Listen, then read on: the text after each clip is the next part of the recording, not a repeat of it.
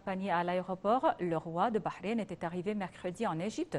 Il avait été aussitôt président Al-Sisi. Lors d'une conférence de presse conjointe, le chef de l'État avait réitéré que l'Égypte avait mis en garde à plusieurs reprises, non seulement contre les répercussions de la guerre sur les frères palestiniens, mais aussi contre l'élargissement du conflit de façon à pousser la région dans... L'Égypte a exprimé sa profonde préoccupation face à la poursuite de l'escalade de la tension entre Israël et l'Iran. Ceci intervient à la suite des informations circulant faisant des frappes de missiles contre des sites en Iran et en Syrie. L'Égypte a appelé les deux parties à faire preuve de la plus grande retenue et à respecter pleinement les règles du droit international de l'ONU, mettant en garde contre les conséquences du conflit croissant et de l'instabilité dans la région et ses effets dangereux sur la sécurité de sa population. L'Égypte a affirmé qu'elle continuerait à intensifier ses contacts avec toutes les parties concernées dans la région afin de contenir la tension et l'escalade actuelle. L'Égypte a exprimé son vif regret après l'échec du Conseil de sécurité de l'ONU à adopter une résolution permettant l'adhésion pleine et entière de la Palestine à l'Organisation des Nations Unies. Dans un communiqué publié par le ministère des Affaires étrangères, l'Égypte a affirmé que la question palestinienne se trouvait à la croisée des chemins, ce qui exige que les pays assument leurs responsabilités historiques en prenant position en faveur des droits des Palestiniens. Je cite, « Il est impératif de permettre au peuple palestinien d'exercer pleinement tous ses droits légitimes ».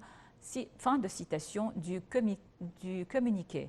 L'Égypte également les parties internationales à reconnaître l'État palestinien et à assumer leurs responsabilités pour relancer le processus de paix conduisant à être un État palestinien indépendant et viable sur les frontières de 1967 avec Jérusalem-Est comme capitale.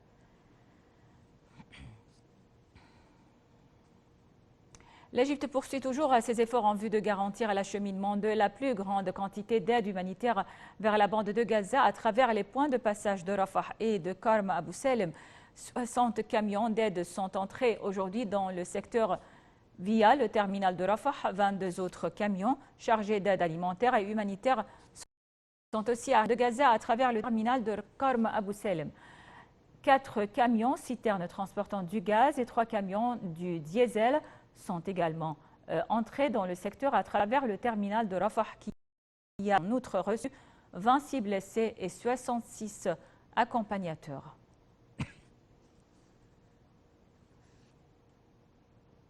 Le ministre des Affaires étrangères, Sameh Shoukry, a tenu une séance de pourparlers avec la ministre sud-africaine des Relations internationales et de la coopération, Naledi Pandor, à Pretoria, la capitale de l'Afrique du Sud, où il préside la délégation égyptienne aux réunions du comité conjoint égypto-sud-africain. Le comité conjoint égypto-sud-africain se tient tous les 2 ans et vise à suivre et à renforcer les mécanismes du travail conjoint et la coopération dans divers domaines diplomatiques, politiques, sécuritaires, économiques et sociaux. Les deux parties ont discuté des relations bilatérales et des dossiers régionaux et internationaux concernant la guerre dans la bande de Gaza.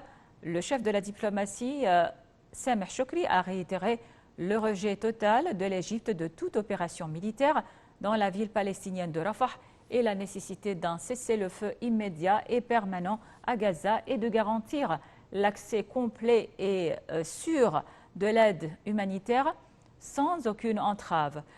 Sameh Shoukry a en outre salué la position ferme de l'Afrique du Sud en faveur de la question palestinienne et de la solution à 2 États comme du règlement final.